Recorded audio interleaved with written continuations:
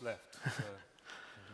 So Okay, so I'm going to talk about the possibilities that TETRA offers for applications. Like the previous speaker mentioned, it's good to use the network you have today already, and then you can add to that later with new technologies. And so one of the trends in this area is moving from just having some data features on the network to really having mission-critical applications. We have mission-critical voice today, but it's very important to use also the data side of the network to get to really build in mission-critical applications into your operations. We will look at some examples what can be done. So one of the things that is happening is that the office is already IT enabled. When your people are at the office, they have their computers, databases, email, communications, maps, archives, everything is on the computer. But when they step out of the office, often they don't have any of that. And what we need to do is to give the people in the field access to the information in the office. This will enable you to use all the power of your IT systems, automation, history, logging, tracking, statistics, to help with your operations. Then we have the other aspect to look into this topic, which is mission-critical communications. If you have some operations which are really mission-critical, they have to happen on a private mobile network. If you're using the network with somebody else, if you're using a public commercial network, you cannot really base your mission-critical communications, voice or data, on that other network. So that's why in many of these presentations and discussions, we always say we have the private network, be it narrowband TETRA, be it the broadband private network, and then we have other networks. But this is a very critical distinction to think what is really mission-critical. If you do that on the private network, then you can really rely on it and you can use it for all your operations. And an important part to look at, any PMR solution you are looking at, many people are today using voice only or mainly voice. People are starting to use data. In a couple of years, you are going to use a lot more data. So if you want to have a future-proof solution for your mission-critical communications, you have to include both voice and data features in your plans. This is also something that if you are making a cost-benefit analysis for your network or some investment, you should put in the data application into that benefit part.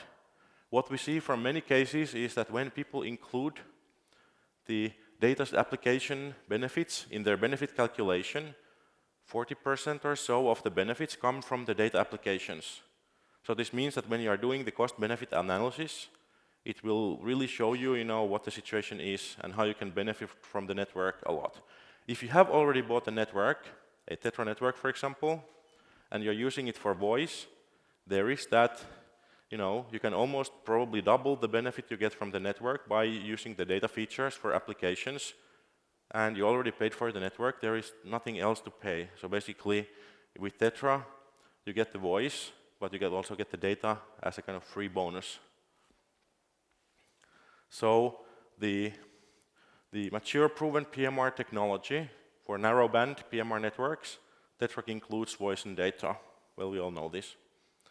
So what do we use this for? The mission-critical communications is something that you need to have access to the information when you need it, where you need it, at the time you need it. So you cannot often plan in advance. So here is an example. You come to an accident site. What you do depends on what is the chemical in the tank. So you can identify the information. You can get the information to your TETRA terminal, for example, and then you can act accordingly. So you can really get information from your office to the field. One thing I also want to show here, you can see different manufacturers' terminals. If you are on TETRA, all of the terminals or all of the devices have very nice data features. They are compatible, they work together, and they compete with each other also with application features. But it means that if you have a TETRA radio in your organization, it's actually already enabled for data applications. Very nice applications with, graphical information and so on. So database access is typically a very common application. And one thing I also want to mention here is that we are now talking about mission-critical applications, something to help your operations. We are not talking about entertainment or games or flashy graphics. The important thing is to deliver the information the person needs as effectively as possible. That's why we are seeing lots of very clear text and pictures and so on, but we leave all the other stuff out of it. This is for work. This is for real operational use. There is a possibility, if you use data applications on your network, you can really effect change in your operations. Here is a typical example, a traditional voice access to a database. So you talk to the dispatcher, can you check this database, please? And the dispatcher types into the computer and talks back to you. And this is what happens thousands of times on many networks every day. It takes some time. Then we can have a database application. You put in the parameters, you get the information very quickly on your device. Let's compare these two for performance and network load effect. On the voice side, we have two people talking for approximately 1 minute.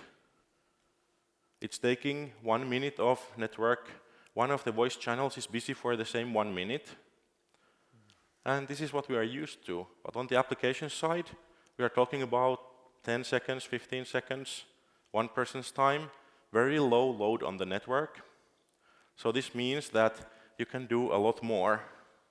Sometimes you can do 10 times more.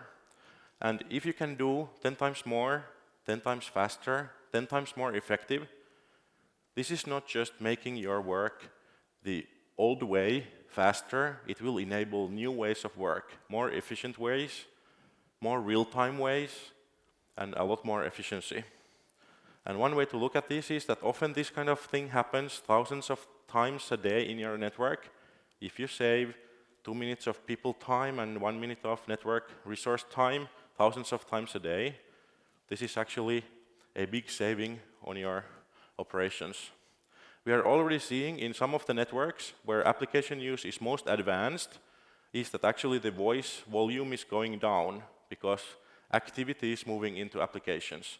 So actually using applications frees up more resources on the network for those situations where you really need voice communications. One way to look at this, I'm a technological person, but the end users look at it differently. So for example, one quote I heard is that the control room became silent. Previously, all the control room staff was doing this tedious work. Somebody asks for a database, you type it in and you speak, and this is ongoing, and nobody has time to look at the big picture. But when the communication moves into the application side, the people in the control room don't have to do this routine chatter work all the time, so they can concentrate on looking at the big picture, catching emerging things happening, and so on. One of the very main themes I want to talk to you about is how we are moving from separate applications to a kind of integrated situational awareness. So we have maybe, we have AVL for location, we have some database search, we have this and that application and so on. But what is really happening and what is really brings out the kind of network effect of applications. So if you integrate multiple applications together, they actually support each other and you get a lot more out of it.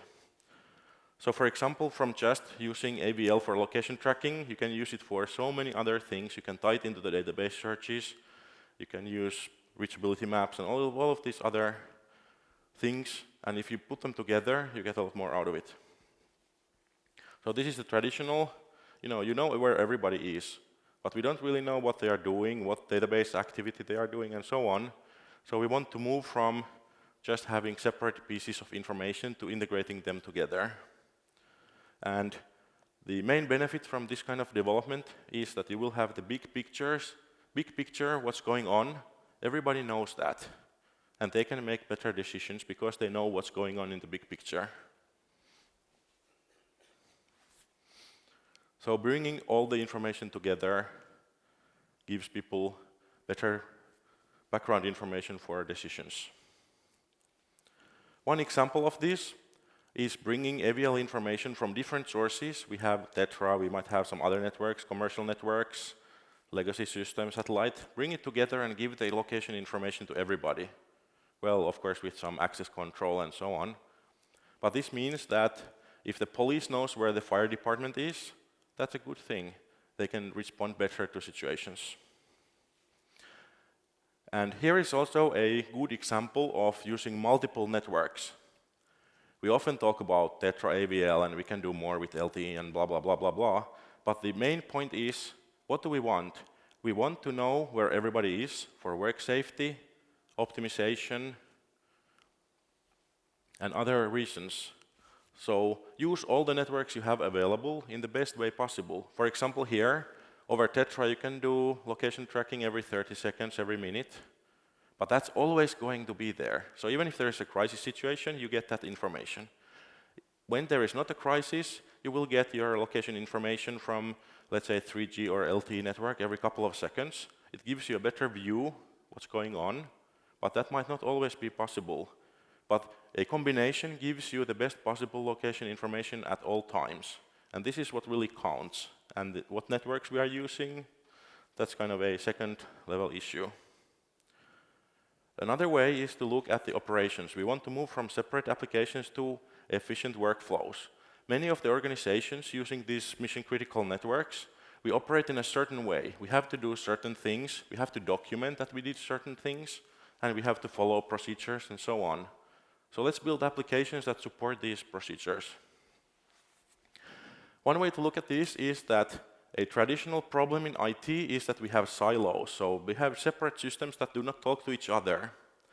The people at the server side, the people running the office IT, they have already worked on this problem for 10, 20 years, and the silos are being broken down at the office side by cloud computing and other, common technologies today.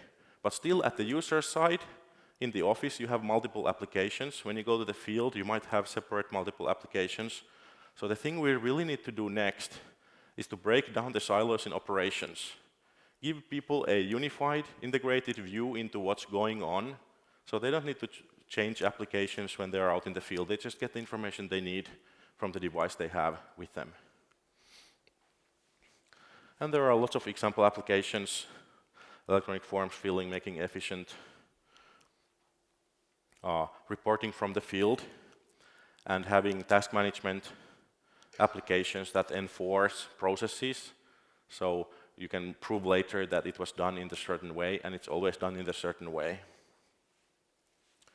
One thing especially on TETRA that I want to remind you about is that TETRA terminals are actually surprisingly application-enabled. They have big color screens, they support different application protocols and so on. And one key thing is that because the TETRA radio is the device people use for mission-critical voice, they always carry it with them. So if you put an application into the vehicle, the moment the person steps out of the vehicle, they don't have access to the application and the information. If you put the application also on the handheld device, handheld radio, they always have the application with them. And this is a very key point for mission-critical operations. And also this means that you don't necessarily need to buy any new hardware. You can use the existing radios you already paid for. Peripherals are coming from multiple manufacturers, so you don't need to type in information into the radio. You can just scan a barcode or RFID tag or something. This is especially useful in industrial applications. So here's an example of a barcode reading microphone. You can see it in the exhibition. Here is an example of RFID reading for industrial use with ATEX devices.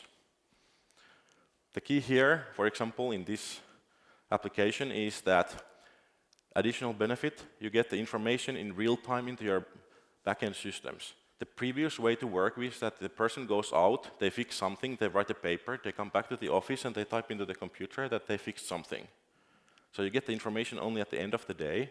You cannot optimize all of your operations based on real-time information. If you do it with an application, the information is real-time, so you can, for example, start to use the equipment immediately, not next day. And this kind of thing can give you really big benefits. There are also data-enabled TETRA devices, many of them. There are also companies with multi-network devices that allow you to communicate with different things. So I just wanted to mention that in addition to having applications for people, we can have applications for machines to talk to each other. And this is very important for many cases. Then the theme of this conference, basically from TETRA to what's in the broadband thing. You might have a broadband private network already. You might have it in a couple of years, or like in Europe, we might have it in 10 years, hopefully. But you know, it's coming. And already today, you can use commercial broadband networks while keeping in mind that they are maybe not mission critical. But main point is, look at all the technologies and networks that are available and use them as best as you can today. In 2 years, you change your plan a bit, you use a bit different networks, and so on. But if you compare these networks with mission criticality in mind, so here in the horizontal axis we have bandwidth, and on the vertical axis we have mission criticalness. So TETRA is the solution for narrowband, very mission critical applications. You can do a lot of already with this. Then we have complementary networks. Many people are using commercial networks. They give you high bandwidth, but they are not always available, and so mission critical, maybe not. TETRA is expanding. TEDS adds a lot more data rate into it. And in the future, we are getting broadband PMR, broadband private networks, that will allow us to make mission-critical applications with high data rate needs. But here is an actual measurement. This is from the UK. But you can see, on the left, we have TETRA. It's green everywhere. So we get the slow data rate, but we get it everywhere reliably. On the right, we have 3G measurement. It's very fast somewhere, but sometimes it's not available. And I think this is the core of comparing mission-critical networks to other networks, because for mission-critical operations, it's often more important to have reliably a certain level of communication than having a nice-to-have lots of communications when you don't need it. Also, the time frames for these purchases and things are quite long. So a typical TETRA deployment, it's going to be in use for 25 years or so. So even if you have a broadband network, you still have this network, and you can use it for voice and other useful applications. One thing also which is happening, we talk about broadband applications for ourselves, this industry, public safety, or your company. But this thing already happened on the commercial side, and there is a lot of pressure of bringing broadband kind of information from the commercial side, let's say to your emergency control room. Get information from the people out in the field. And this is very interesting. And how do we distribute this information forward in our organizations? So the main point I want to tell you, when you get your broadband application up and running, include your mission-critical network in the plans. If you have a mission-critical broadband network, great. If you have a mission-critical TETRA narrowband network and then other networks, keep the mission-critical network as one of the networks you are doing applications with, because then you can really rely on your applications. So what is mission-critical applications? I'm not going to go into the details, but TETRA has a lot of interesting features that you can use to build these applications. And even TETRA 1, the bandwidth is good enough for smart applications. So if you build the application for the TETRA network, so here is an example case. We get a huge picture, but operationally, what we really need is the small picture. And this is something that we can do with TETRA. The terminals support it, the network support it, and we can do it very efficiently using the radio features in TETRA. So we can push, for example, to many terminals using group SDS messaging. So look into the features of TETRA, how these features could support you better in applications. And here again, different manufacturers' devices, they support this, and it's really great. So how do you get started? That's fine. You've lost your lollipop, but Yeah. you've got another chance in the panel discussion. Yeah. So very good. So how do you get started? What I want to stress is do something today. If you have a TETRA network, you don't need to wait for the LTE network in a couple of years. You can already start getting these benefits for applications by using what is available on TETRA today. And it's very important for your organization to learn about how to benefit from applications. So if you start today, when the LTE or something comes, you are ready to take benefit of that as well. And there are examples of users who have decided that when they get their network, they will get applications from day one. If you have a network, start today. So this is basically the message I want to give you. There is a lot of things you can do with mission-critical applications on your existing network, in your future network, using multiple networks, but it's really important to start today. Start with some applications and benefits today, then you can add more later. And thank you for your interest, and Yep, thank you. I don't know if there is time for questions. I will be here in the all day, so you can ask questions. And I think Hannu also, we have a panel discussion just before the break, so Hannu will be back also to discuss some of that. Okay, thank you very much, Hannu. Thank you very much.